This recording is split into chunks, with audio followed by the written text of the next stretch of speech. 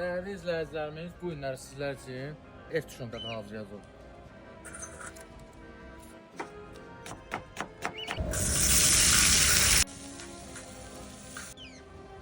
Bu bizim belə deyim sizə baş əti tuşonkamızdır. Bir baş əti, bir də dananın özü. Bu tək servis yox, belə banka satışlarımız da var.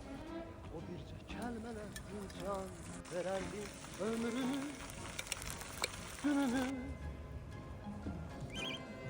Dərd eyləsəydi ömrümü, günümü. Bəh. Gəzlər ki, buna duz istiyot vurmursan, xeyr. Bunun hər şeyi bankanın özündə var da. Tuzudur, istiyotudur. Bu baş ətindəndir.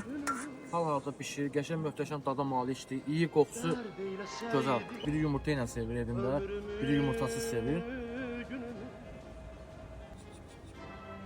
Dərman verərdi.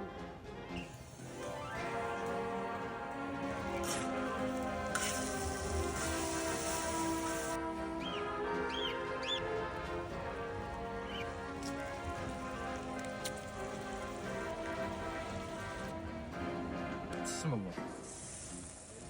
Mən səni sədaqətinlə Çox qaynardı.